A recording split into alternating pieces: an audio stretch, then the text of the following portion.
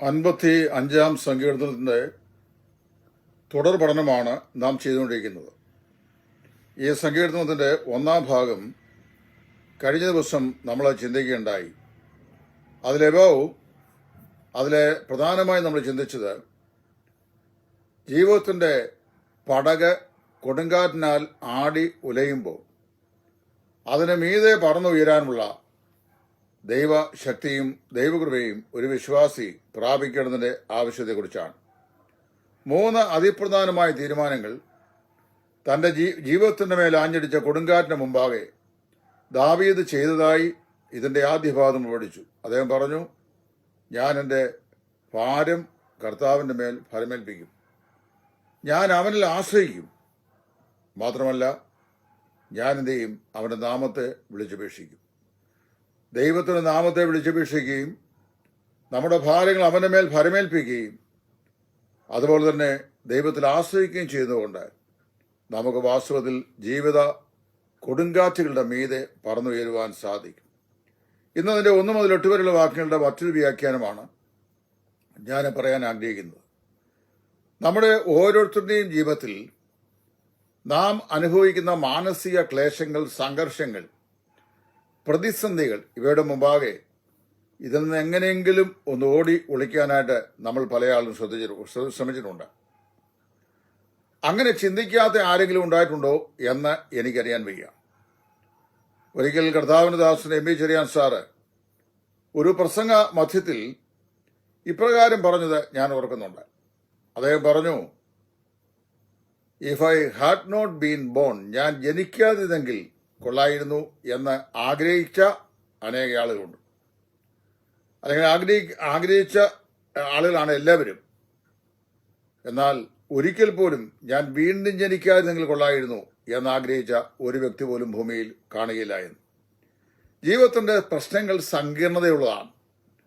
അത് നമ്മുടെ ജീവിത പടകന്മേൽ ആഞ്ഞടിക്കുമ്പോൾ എങ്ങനെയെങ്കിലും ഇതിൽ നിന്ന് ഓടി രക്ഷപ്പെട്ടാൽ കൊള്ളായിരുന്നു എന്ന് നമ്മൾ ചിന്തിക്കും. ദാവീദ് അങ്ങനെ ഒരു ദിവസം ചിന്തിച്ചു. അങ്ങനെ അദ്ദേഹം പറഞ്ഞ, പ്രാവിനെ പോലെ എനിക്ക് ചിറകുകൾ ഉണ്ടായിരുന്നെങ്കിൽ ഞാൻ പറന്നുപോയി മരുഭൂമിയിൽ വിശ്രമിക്കുമായിരുന്നു. ഏകാന്തതയുടെ തടവറയിൽ ഞാൻ ഏകനായി കഴിയേണ്ടി വന്നാലും വേണ്ടതില്ല, ഈ സങ്കീർണമായ പ്രശ്നങ്ങളുടെ നടുവിൽ അലഞ്ഞ് ഉഴന്നു പോകാതെ, നിരാശപ്പെട്ടു പോകാതെ, തകർന്നു പോകാതെ ഞാൻ ഓടി രക്ഷപ്പെടുമായിരുന്നു എന്നാണ് ദാവീദ് പറയുന്നത്. വാസ്തവത്തില് അങ്ങനെയുള്ള ജീവിത കൊടുങ്കാറ്റുകളുടെ മുമ്പാകെ നിവർന്നു നിൽക്കാൻ കഴിയാതെ ബലഹീനരായി തകർന്നു പോകുമോ എന്ന് ഭയപ്പെട്ട് ഓടി രക്ഷപ്പെടാൻ ആഗ്രഹിക്കുന്ന ധാരാളം ആളുകളുണ്ട്. ഞാൻ വളരെ വളരെ വളരെ തുറന്നു തന്നെ പറയട്ടെ, ഇത് സ്വാഭാവികമായി എനിക്ക് നിങ്ങൾക്കുമുള്ള വികാരമാണ്. നമുക്ക് താങ്ങാൻ കഴിയാത്ത ജീവിത പ്രശ്നങ്ങൾ നമ്മുടെ ജീവിതത്തിന്മേൽ ആഞ്ഞടിക്കുമ്പോൾ, ഏകാന്തതയുടെ തടവറയിലേക്ക് നാം തള്ളിവിടപ്പെട്ടു എന്ന് പോകുമ്പോൾ, ഒരുപക്ഷെങ്കിൽ നമ്മൾ ഒറ്റപ്പെട്ടു എന്ന് തോന്നി തകർന്നു പോകുന്ന സമയങ്ങളിൽ നമ്മൾ പല ആളുകളും എന്ത് ചെയ്യും, നമ്മുടെ ബാഗുമൊക്കെ പാക്ക് ചെയ്ത് അങ്ങ് പോയാൽ മതിയാകൂ എന്ന് ചിന്തിക്കും.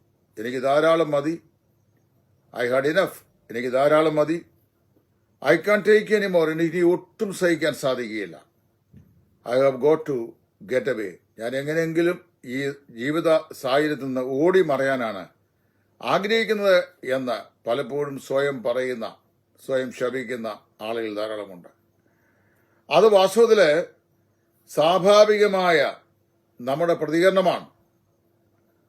പല പ്രശ്നങ്ങള് ഒരു പ്രശ്നം മാത്രമല്ല, നമ്മൾ പുറത്തു നോക്കുമ്പോൾ പല ആളുകളുടെയും ജീവിതം ശാന്തമാണെന്ന് തോന്നിയാലും അനേകരുടെയും ജീവിതത്തിന്റെ ഉള്ളറകളെ നമ്മൾ മനസ്സിലാക്കുകയും പരിശോധിക്കുകയും ചെയ്യുമ്പോൾ സങ്കീർണവും കലുഷിതവുമാണ് അവരുടെ ജീവിതം എന്ന് നമുക്ക് കാണാൻ സാധിക്കുന്നുണ്ട്.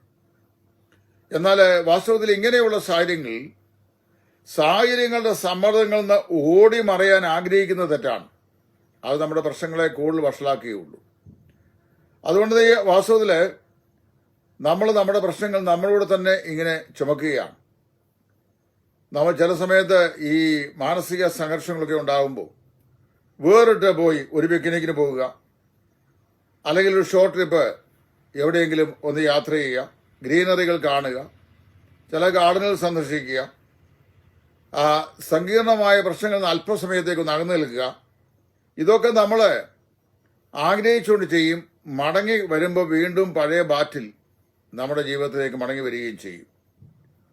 ആ ബാറ്റില് ആ ഭാരവും ആ പോരാട്ടവും ആ ഭാരങ്ങളും അപ്പോഴും അവിടെ തന്നെ ഉണ്ട്. അതൊന്നും മാറുന്നില്ല. പലപ്പോഴും നമ്മളെ ജീവിത സാഹചര്യങ്ങളുടെ സമ്മർദ്ദങ്ങളിൽ നിന്ന് ഓടി ഒളിക്കാൻ ശ്രമിക്കുമ്പോൾ അത് കൂടുതൽ വഷളാകുകയും പ്രശ്നങ്ങൾ രൂക്ഷമാകുകയും നാം നിരാശപ്പെടുകയും ചെയ്യും. എന്നാൽ ഇവിടെ നമുക്ക് ഒരു ന്യായമായ അന്വേഷണം ചെയ്യാം. Why does God allow us to go through this windy storms and tempest? ഇങ്ങനെയുള്ള കൊടുങ്കാറ്റിൽ കൂടിയും തിരമാലയിൽ കൂടിയും ദൈവം എന്നെ കടത്തിവിടുന്നത് എന്തുകൊണ്ടാണ്? എന്തുകൊണ്ട് ദൈവം ഇങ്ങനെ എന്നെ അനുഭവിക്കും? ഞാൻ തന്നെ പല പ്രാവശ്യം എൻ്റെ ജീവിതത്തിൽ ചോദിച്ചിട്ടുണ്ട്, കർത്താവേ, ഏകനായിട്ടാണെങ്കിലും ശാന്തനായി ജീവിക്കാൻ ആഗ്രഹിക്കുന്നത്, എന്തുകൊണ്ട് ജീവിത ടെമ്പസ്റ്റ് എൻ്റെ മേൽ ആഞ്ഞടിക്കുന്നു? വാസ്തവത്തിൽ ഞാൻ സൂക്ഷ്മമായി ദൈവനെ പഠിച്ചപ്പോൾ എനിക്ക് മനസ്സിലാക്കാൻ കഴിഞ്ഞത് പ്രതികൂല കാറ്റുകളിലാണ് നമ്മുടെ ആത്മീയ ജീവിതം വളരുവാനും അത് പക്വമായി തരുവാനും ഇടയാകുന്നത്. നാം വാസ്തവത്തിൽ ഓടിപ്പോകാനും ഓടി രക്ഷപ്പെടാനും ശ്രമിച്ചാൽ അത് നമ്മൾ കുഞ്ഞുങ്ങളെ പോലെ ശിശുക്കളെ പോലെ വളർച്ചയില്ലാത്ത മുരടിച്ചൊരു അനുഭവത്തിലേക്ക് നമ്മെ നിർത്തിക്കൊണ്ടുപോകും. അതുകൊണ്ട് വാസ്തവത്തിൽ നമുക്ക് പ്രാവിനെ പോലെ ചിറകുണ്ടായിട്ട് പറന്നു പോകുകയല്ല, കഴുകനെ പോലെ ചിറകുള്ളവരായി തീരുകയാണ് ആവശ്യം. യെശയ്യാപ്രവാചകന്റെ പുസ്തകം 40:31 അവിടെ നാം വായിക്കുന്നു, എന്നാൽ യഹോവയെ കാത്തിരിക്കുന്നവർ ശക്തിയെ പുതുക്കും, അവർ കഴുകന്മാരെ പോലെ ചിറകടിച്ച് പറന്ന് ഉയരും. പ്രാവിനെ പോലെ ചിറകുണ്ടായി ജീവിത പ്രയാസങ്ങളിൽ നിന്നും പ്രതിസന്ധികളിൽ നിന്നും ഓടി ഒളിക്കുവാൻ ആഗ്രഹിക്കുന്ന ആളുകൾ ധാരാളമുണ്ട്. ഞാൻ നിങ്ങളുൾപ്പെടെ അത് നിർത്തിവെച്ചിട്ട് കഴുകനെ പോലെ ചിറകുള്ളവരായി ജീവിത പ്രതിസന്ധികൾ പറന്നുയരുവാൻ നമുക്ക് സാധിക്കണം. കഴുകൻ എങ്ങനെയാണ് ചെയ്യുന്നത്?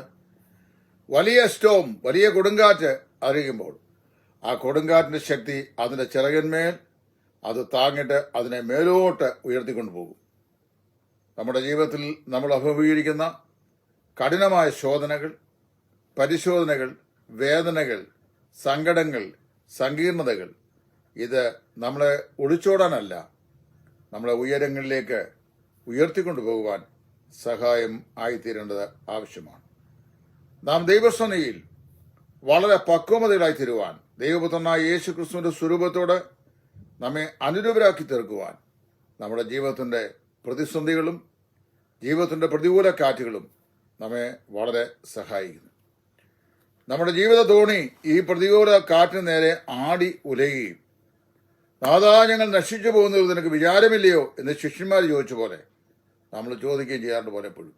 നമ്മുടെ ദൈവം ഒരിക്കലും നമ്മളെ തകർത്ത് കളയാനല്ല, പടക നശിപ്പിക്കാനല്ല, പ്രാണനെ ഇല്ലാതെയാക്കാനല്ല, മറിച്ച് ആ പ്രതികൂലങ്ങളിൽ നമുക്ക് എത്രത്തോളം പിടിച്ചു നിൽക്കാൻ സാധിക്കും, നാം എത്രത്തോളം ദൈവത്തിൽ ആശ്രയിക്കും എന്ന് തിരിച്ചറിയേണ്ടതിനും നമ്മുടെ ആത്മീയ ജീവിതം കുറെ കൂടെ ബലപ്പെടേണ്ടതിനും ദൈവം അങ്ങനെയുള്ള സാഹചര്യങ്ങളെ നമുക്ക് അനുവദിക്കുന്ന ഓർത്ത് ദൈവത്തിന് നമുക്ക് സ്തോത്രം ചെയ്യാം. ദൈവം നമ്മെ സഹായിക്കട്ടെ.